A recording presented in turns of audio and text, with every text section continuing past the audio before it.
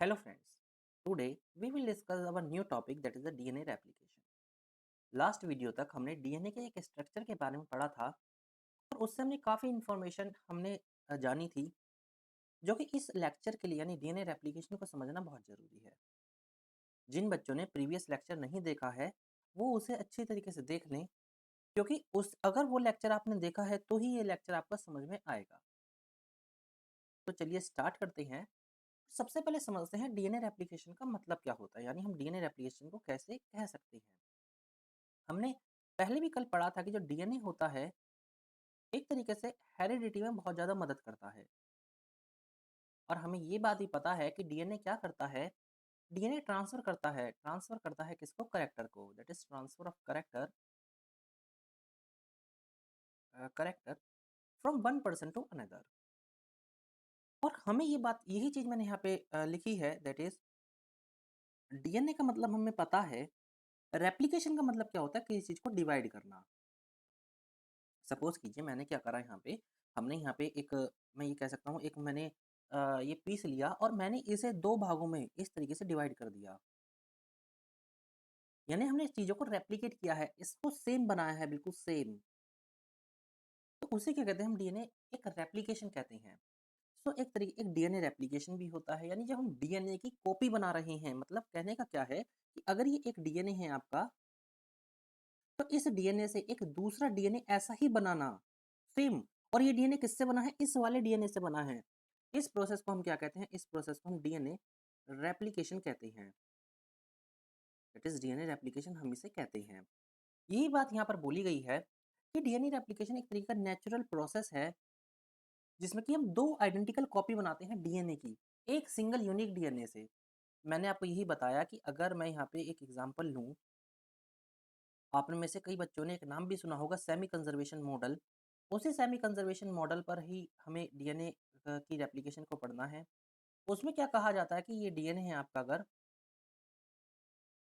ये अगर हमारा डीएनए है तो इसके दोनों स्ट्रैंड अलग-अलग हो जाएँगे इस तरीके से और ये अपनी एक अलग-अलग कॉपी इस तरीके से बना लेते हैं। यानी ये वाली जो है, यानी ये तो हमारा ओल्ड है, ओल्ड स्ट्रैंड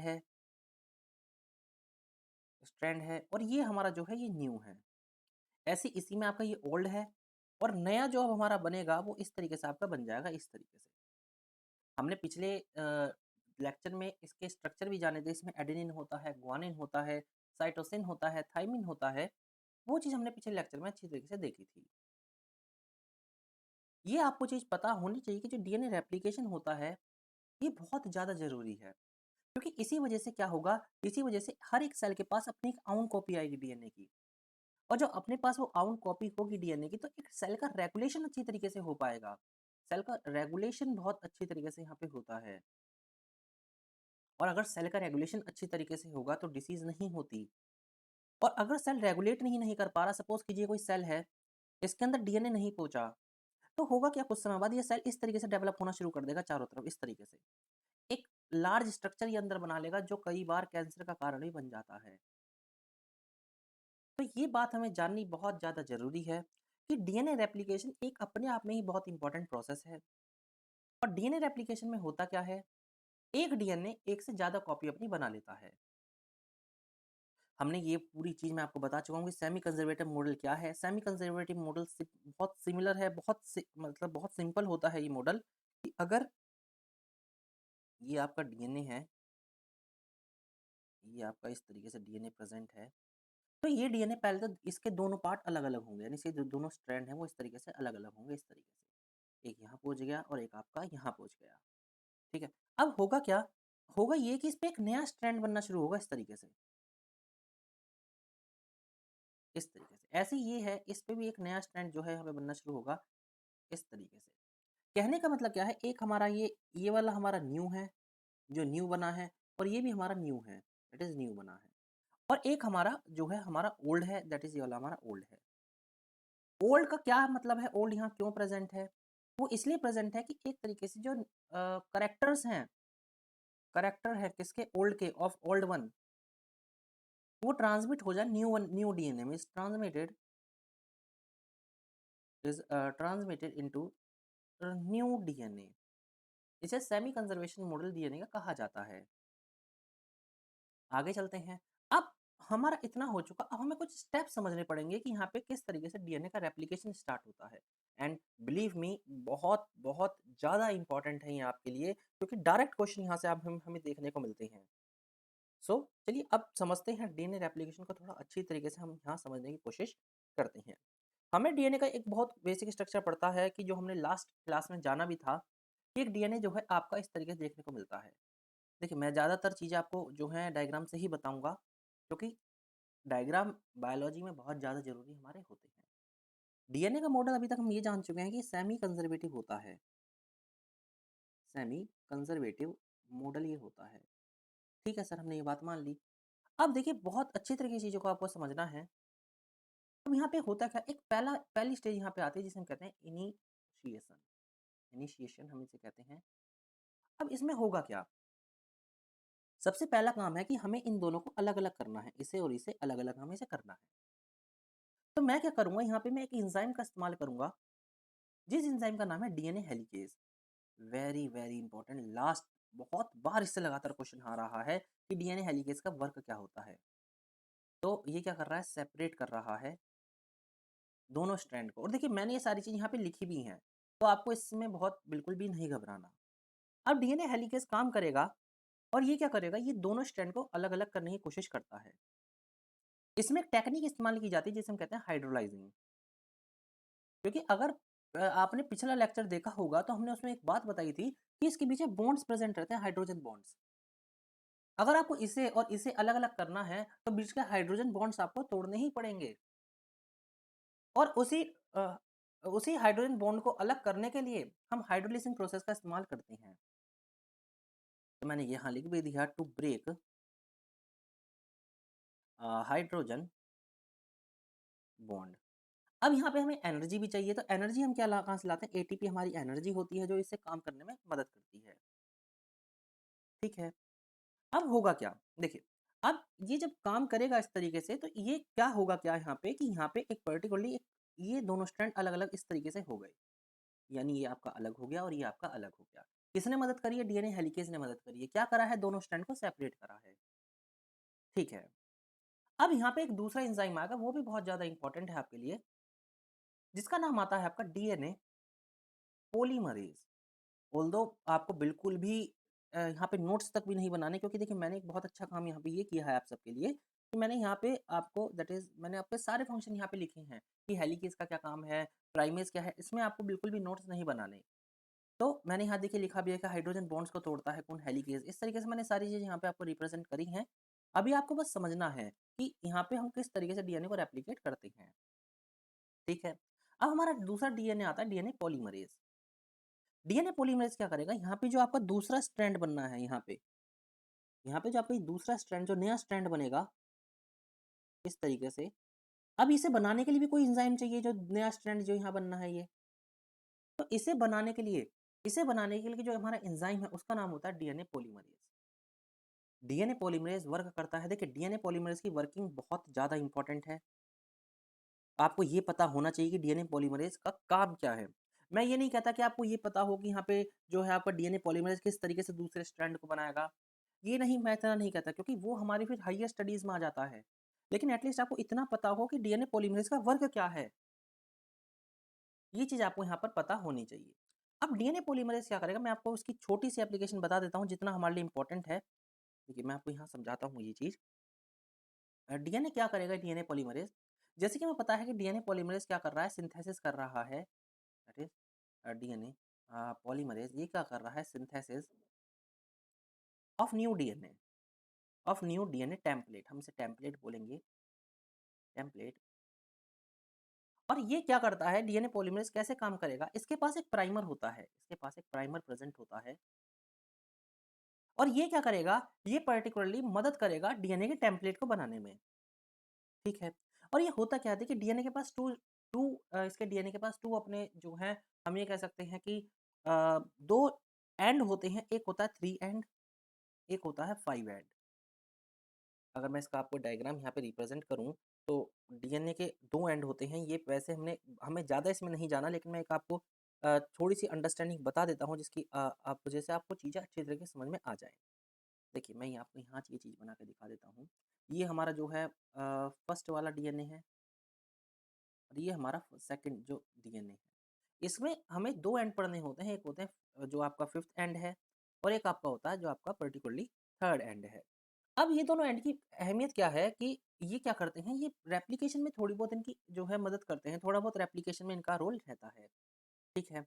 अगर आप डीएनए को देखोगे क्योंकि एक लैडर लाइक स्ट्रक्चर है इस तरीके से, ये इस तरीके से अरेंज होते हैं 3 एंड, 5 एंड और यहाँ पे आपका 5 एंड और ये आपका 3 एंड। बस इससे ज़्यादा कुछ नहीं, ऑल्दो ये मदद करते हैं रेप्लिकेशन में और हम ये कह सकते हैं कि क्योंकि इसे हम डीएनए 5 बोलते हैं और इसे 3 और इसे प्राइमेज भी बोल दिया जाता है, वैसे तो प्राइमेज भी से बोला जाता है। एक तरीके से सिमेट्री होती है बस ये डीएनए की, डीएनए को आइडेंटिफाई करने की। बस हमें चीज़ें बस इतनी इसमें समझनी है। तो डीएनए पॉलीमरेज़ है। डीएनए पॉलीमरेज़ का रोल क्या होता है? ये क्या करता है, एक तरीके से सिंथेसिस करता है न्यू डीएनए टेम्पलेट की, बस इतना तो आपको पता होना ही चाहिए। ये सबसे बड़ी यहाँ पे मेन मुद्दे की बात है। ठीक है। अब हम थोड़ा आगे चलते हैं। अब देखिए, ठीक है, हमने मान लिया कि डीएनए पॉलीमरेज़ क्या करता है, सिंथेसिस करता है नए डीएनए की। ठीक है। अब होगा क्या? देखिए, जैसे ही आपका ये डीएनए बन गया ये वाला, ये और यहाँ पे इसने क्या करा, बनाना शुरू कर दिया। ये आपको दूसरा स्ट्रैंड बन रहा है और ये कौन बना रहा है? डीएनए पॉलीमरेज़ बना रहा है। डीएनए पॉलीमरेज़ इसको बना रहा है। ठीक है। अब यहाँ पे होता क्या है? यहाँ पे अब इसको बड़ा भी तो करना पड़ेगा कि ये इतना बड़ा हो और इसके तरीके से इस पे ये इस तरीके से बना ले, क्योंकि डीएनए पॉलीमरेज़ ने तो बस इनिशिएट किया है। डीएनए पॉलीमरेज़ का तो काम ये था कि इसने इनिशिएट कर दिया था नए डीएनए को बनाना, नए टेम्पलेट को बनाना और इसने इतना तो बना दिया, इस तरीके से इतना तो बन चुका। ओके, हमारी बुक्स में भी ये बात बोली जाती है कि डीएनए पॉलीमरेज़ इनिशिएट करता है, किसको? नए टेम्पलेट को बनाना, नए टेम्पलेट को बनाना। ठीक है। अब यहाँ पे कौन मदद करेगा इसकी? यहाँ पे एक चीज़ जो यहाँ पे आती है, वो आती है दैट इज़ आपकी, हम यहाँ से कह सकते हैं कुछ फ्रैगमेंट्स होती हैं, जो इसकी मदद करती हैं इसे एक्सपेंड होने में। इसे एक्सपेंड क्यों होना है सर? क्योंकि एक्सपेंड ये तभी तो इस तरीके से जाके इस तरीके से चीज़ बनाएगा। दैट्स व्हाई इसे एक्सपेंड भी हमें करना पड़ेगा। अब यहाँ पे होता क्या है देखिए, डीएनए पॉलीमरेज़ जो है, यहाँ पे मदद लेता है, जिसे हम कहते हैं Okazaki fragments. Okazaki fragments. Okazaki fragments क्या करते हैं, ये क्या करते हैं, इसे धीरे-धीरे इसकी लेंथ को जो है एक्सपेंड करना शुरू करते हैं, एक्सपेंड करना ही शुरू करते हैं। सर कौन-सी डायरेक्शन में करते हैं? ये जो डायरेक्शन में करते हैं 5th से 3rd डायरेक्शन में। क्योंकि ये आपकी 3rd एंड है, ये आपका 5th एंड है, तो यहाँ पे आपका क्या बनेगा 5th एंड से 3rd एंड। इस तरीके से इसकी एक्सपेंशन होना स्टार्ट हो जाती है। ठीक है? देखिए, मैं आपको फिर रिवाइज़ कराता हूँ क्योंकि कन्फ्यूज़िंग है ये थोड़ा बहुत और बच्चे कई बार इसमें कन्फ्यूज़ भी होते हैं। मैंने कहा डीएनए है आपका। डीएनए कैसा होता है? ये आपका डबल स्ट्रैंडेड होता है इस तरीके से, ठीक है? अब एक डीएनए हेलिकेज़ आता है यहाँ पे, बहुत ध्यान से समझिएगा, डीएनए हेलिकेज़ है ये और डीएनए हेलिकेज़ ने क्या करा, ये दोनों स्ट्रैंड अलग-अलग कर दिए इस तरीके से, ठीक है? अब हमें क्या चाहिए, अब हमें यहाँ पे दूसरा स्ट्रैंड तो बनाना ही पड़ेगा कि जो इस तरीके से इसे कॉम्प्लीमेंट करे इस तरीके से, जो इसके पास अपना ये दूसरा स्ट्रैंड बने तभी तो ये जो है पूरा डीएनए यहाँ पे बनेगा इस तरीके से। तो इसे बनाने के लिए एक एंजाइम यहाँ आता है जिसका नाम है DNA polymerase. Although DNA polymerase की भी 3 वैरायटी आती हैं, लेकिन वो हम अपनी एमएससी में पढ़ते हैं कि डीएनए पॉलीमरेज़ में फिर 3 तरीके के होते हैं, लेकिन उतना अब हमें अभी इसमें नहीं जाना। ठीक है, हमें एग्ज़ाम ओरिएंटेड पढ़ना है कि हमारा पेपर क्लियर हो जाए अच्छे मार्क्स के साथ, ठीक है। फिर हमने क्या जाना है कि डीएनए पॉलीमरेज़ जो है ये क्या करेगा कि इस टेम्पलेट स्ट्रैंड को बनाता है, that is a template strand को ये बनाता है, ठीक है, हमने ये बात नहीं मान ली। अब देखिए होता क्या है, बहुत ज़्यादा ईज़ी है, जो ये करेगा क्या, इसके पास कुछ फ्रैगमेंट्स होती हैं, इसका नाम है आपका ओकाज़ाकी फ्रैगमेंट्स। ओकाज़ाकी फ्रैगमेंट्स यहाँ प्रेज़ेंट रहती हैं और ये ओकाज़ाकी फ्रैगमेंट्स क्या करती हैं, बहुत सिंपल है ओकाज़ाकी फ्रैगमेंट्स का रोल भी, कि ये क्या करेंगी, ये इसे एक्सपेंड होने में मदद करेगी। किसे एक्सपेंड होने में मदद करेंगी? टेम्पलेट स्ट्रैंड को एक्सपेंड होने में मदद करेंगी। ये बहुत ज़्यादा इंपॉर्टेंट है। ये जिसे बच्चे को समझ में आ गया कि ओकाज़ाकी फ्रैगमेंट का क्या रोल है, वो चीज़ों को आसानी से समझ लेगा। क्योंकि सीधा क्वेश्चन आपको कल ये दिखा मिलेगा कि Okazaki fragments play role in, आपको 4 ऑप्शन दे दिए कि पहला है फ्रैगमेंटेशन, दूसरा है एक्सपेंशन, थर्ड है जो आपका वो मैं कह सकता हूँ टर्मिनेशन टर्मिनेशन, और 4 है आपका दैट इज सिंथेसिस। सिंथेसिस। अब आप मुझे खुद ही बताइए कि इसमें किस में रोल होना चाहिए। देखिए इसका आंसर आएगा एक्सपेंशन। और नोट दिस क्वेश्चन, ये आपका प्रीवियस ईयर क्वेश्चन है। जो क्वेश्चन में आपको जो चीज़ें हम यहाँ पे आपको कराते हैं वो एग्जाम ओरिएंटेड है, आपको बिल्कुल यहाँ पर मिलेगा। तो अब आप एक बार इसे भी पढ़ सकते हैं। देखिए मैंने आपके लिए पूरी थ्योरी भी यहाँ पे डाली है कि प्राइमर क्या होता है। मैंने ये भी डाल दिया कि स्टार्टिंग पॉइंट डीएनए का सिंथेसिस कराता है। मैंने आपको ये भी डाला है कि एक और एंजाइम यहाँ पे होता है जिसका नाम डीएनए पॉलीमरेज है। इसका काम क्या है, पॉलीमरेज एंजाइम यहाँ पे आता है। फिर मैंने आई थिंक ओकाज़की फ्रेगमेंट्स के बारे में मैंने यहाँ पे मैंने आपको सारी चीज़ जो है प्रोवाइड कराई है। ठीक है। अब देखिए, अब ठीक है, अब हमारा ये जो है इस तरीके से हमारा ये डीएनए बन चुका। ये हमारा डीएनए बन चुका, किसकी मदद से बना है, ये ओकाज़की फ्रेगमेंट्स की वजह से, डीएनए पॉलीमरेज की वजह से। ठीक है। देखिए, अब ये डीएनए लेकिन लगातार एक्सटेंड होता जा रहा है। यहाँ पे ओकाज़की फ्रेगमेंट्स काम कर रही हैं। ओकाज़की फ्रेगमेंट्स लगातार काम कर रही हैं और इसी वजह से क्या हो रहा है, ये लगातार एक्सपेंड होता जा रहा है। ये लगातार बनता जा रहा है, लेकिन अब इसे यहाँ पे रोकना ज़रूरी है। क्यों रोकना ज़रूरी है? इसे इसलिए रोकना ज़रूरी है कि ये आगे एक्सपेंड ना हो, नहीं तो इसका स्ट्रक्चर कुछ इस तरीके से बन जाएगा। ये आपका इस तरीके से। लेकिन हमें इसे यहाँ पे काटना ही पड़ेगा, इसे यहाँ से हमें कट करना ही पड़ेगा। ये हमारे लिए बहुत ज़रूरी है। ठीक है, तो यहाँ पे हम क्या करेंगे, यहाँ के लिए हम क्या करते हैं, यहाँ पे हम इसे मतलब स्टेबलाइज़ करने की कोशिश करते हैं। ठीक है। एक एंजाइम जो आपका आता है, एक एंजाइम आता है दैट इज़ आरएनए, बहुत इंपॉर्टेंट है ये भी, आरएनएज़ एंजाइम। ये क्या करेगा, यहाँ पे जो मैंने आपको बताया था आरएनए प्राइमर, जिसे हम ओकाज़की फ्रैगमेंट भी कहते हैं, ओकाज़की फ्रैगमेंट, उसे यहाँ से हटा देगा। इसे यहाँ से हटा देगा। मतलब एक एंजाइम आया जिसका नाम था आरएनएज़, इसने क्या करा, ओकाज़की फ्रैगमेंट को ही हटा दिया। तो अब ये आगे ग्रो नहीं कर सकती। ठीक है। एक और एंजाइम आता है जिसे हम कहते हैं डीएनए लाइगेज़। DNA ligase. ये क्या करेगा, इस वाली फ्रैगमेंट को और इस वाली फ्रैगमेंट को आपस में जोड़ेगा। अब जिस बच्चे ने प्रीवियस वीडियो देखी होगी वो ये समझ जाएगा कि बीच में इसके हाइड्रोजन बॉन्ड बनेंगे। और ये कौन बनाएगा, ये आपका बनाएगा डीएनए लाइगेज़। ये चीज़ मेरे को लगता है कि अब आपको चीज़ें समझ में आ जानी चाहिए। अब कन्फ्यूज़न ये होता है कि एक बार रिवीजन और हो जाता, पूरा प्रोसेस एक साथ पता चल जाता, तो मतलब हमें बहुत अच्छे तरीके से चीज़ें समझ आ जाती। मैं समझता हूँ कि हमें एक रिवीजन यहाँ पे और लेना चाहिए। देखिए, बहुत सिंपल है। देखिए मैं भी एज़ अ स्टूडेंट यहाँ पे क्या करता कि हमने समझा था कि एक डीएनए था। डीएनए का मैंने पिछली क्लास में चीज़ें पढ़ ली थी, डीएनए का बेसिक चीज़ मुझे समझ में आ गई थी। और अब मेरे पास क्या था, मुझे पता था कि डीएनए तो इस तरीके से दिखता है। इसके बीच में हाइड्रोजन बॉन्ड्स रहते हैं, इस तरीके से। वैसे एडेनिन गुआनिन होता है, लेकिन मैं बस इस तरीके से भी बना रहा हूँ इसे। ठीक है। फिर मेरे को ये भी पता था कि डीएनए तो सेमी कंजर्वेटिव मॉडल से डिवाइड होता है। सेमी कंजर्वेटिव मॉडल से ये डिवाइड होता है। लेकिन मेरे को क्वेश्चन ये आया कि सेमी कंजर्वेटिव मॉडल से कैसे डिवाइड होता है? कैसे? तो अब मैंने चीज़ों को समझने की कोशिश करी। मैंने क्या करा, यहाँ पे देखा तो मैंने देखा एक एंजाइम आता है जिसका नाम है डीएनए हेलिकेज़। डीएनए हेलिकेज़ क्या करता है, ये जो दोनों स्ट्रैंड हैं, ये दोनों इन्हें अलग-अलग करता है इस तरीके से। ये आपका अलग हो गया और ये आपका अलग हो गया। किसने करा है ये काम? ये आपका करा है डीएनए हेलिकेज़ ने। बट क्वेश्चन एक और आता है कि इसके बीच में कुछ बॉन्ड्स प्रेज़ेंट थे, ये हाइड्रोजन बॉन्ड्स प्रेज़ेंट थे। तो डीएनए हेलिकेज़ क्या करता है, एक प्रोसेस को अपनाता है जिसका नाम है हाइड्रोलाइज़िंग प्रोसेस।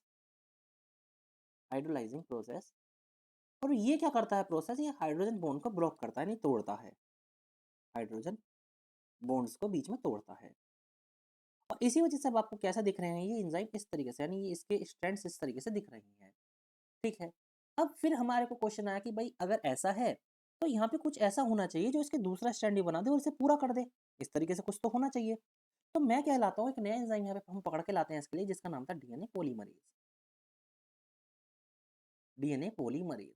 अब डीएनए पॉलीमरेज क्या करेगा, डीएनए पॉलीमरेज के पास एक चीज प्रेजेंट होती है जिसे हम क्या कहते हैं, जिसे हम कहते हैं आरएनए प्राइमर, जिसका दूसरा नाम भी बहुत बुक्स में ओकाज़की फ्रेगमेंट्स है और ओकाज़की से क्वेश्चन भी आया है आपके प्रीवियस ईयर।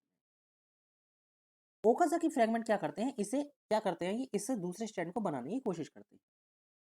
कुछ समय बाद क्या होता है, डीएनए इस तरीके से और ये आपका इस तरीके से, मतलब इसी का इसके साथ ये बना दिया इन्होंने।